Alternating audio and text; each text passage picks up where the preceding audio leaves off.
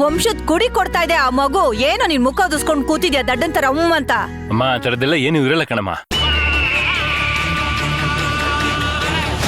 ಅಲ್ವಾ ಮಂತ್ರ? ಅಯ್ಯೋ ನೀನ್ ಸುಮ್ನಿರೋ ಸುಶಾಂತ. ಆ ತರ ಇಲ್ಲ ಈ ತರ ಇಲ್ಲ ಅನ್ಕೊಂಡು. ಅಲ್ಲ ಕಣೋ, ನಾನು ಮಕ್ಳು ಎತ್ತಿರೋಳು, ನನಗ್ ಗೊತ್ತಾಗಲ್ವಾ ಯಾಕೆ ವಾಂತಿ ಆಗತ್ತೆ, ಯಾಕೆ ವಾಂತಿ ಆಗಲ್ಲ, ವಾಂತಿ ಹೆಂಗಿರತ್ತೆ ನನಗ್ ಗೊತ್ತಾಗಲ್ವೇನೋ? ನಾನೆಲ್ಲ ಅವಳ ಹತ್ರ ಕೇಳಿ ತಿಳ್ಕೊಂಡಿದೀನಿ. ಅವಳು ನನ್ನ ಹತ್ರ ಎಲ್ಲ ಸರಿಯಾಗಿ ಹೇಳಿದಾಳೆ. ಇದೆಲ್ಲ ಆದ್ಮೇಲೆ ನಾನ್ ನಿನಗೆ ಹೇಳ್ತಾ ಇರೋದು.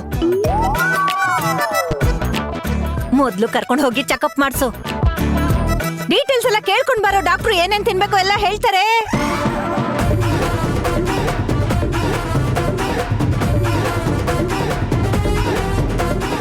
ಇವಾಗ ಆ ದೇವ್ರು ನನ್ ಪ್ರಾರ್ಥನೆ ಕೇಳಿಸ್ಕೊಂಡ್ಬಿಟ್ನಪ್ಪ. ಇಷ್ಟ ದಿನ ನೀನ್ ನೋಡಿದ್ರೆ ನಂಗೆ ಹೊಟ್ಟೆ ಉರಿತಾ ಇತ್ತು ಕಣೋ.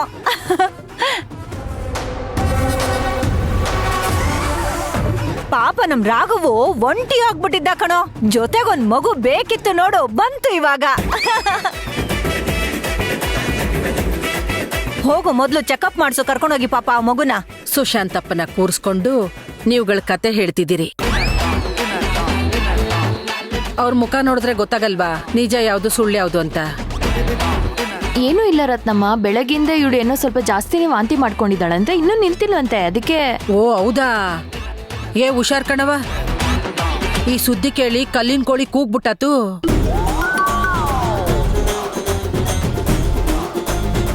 ಸತ್ಯನ ಸುಳ್ಳ ಅಂತ ತಿಳ್ಕೊಂಡು ಆಮೇಲೆ ಮಾತಾಡಿ. ಆ ನೀನು ಬಾಯಿ ಬಿಟ್ರೆ ಸುಳ್ಳು, ಬಾಯಿ ಮುಚ್ಕೊಂಡಿದ್ರೆ ಸತ್ಯ. ಬಾಯಿ ಮುಚ್ಕೊ ಮೊದ್ಲು. ನೀನು ಅಪ್ಶಕನ ಮಾತಾಡ್ತಾಳೆ ಯಾವಾಗ್ಲೂನು.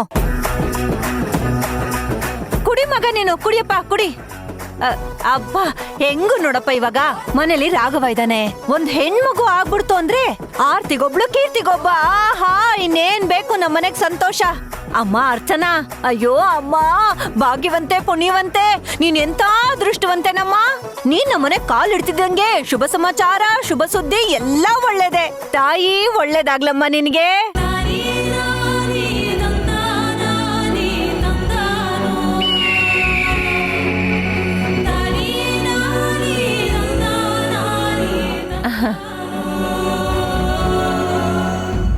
ಮೆಲ್ಲಿಗೆ ಮೆಲ್ಲಿಗೆ. ಅರ್ಚನಾ ಅವರೇ,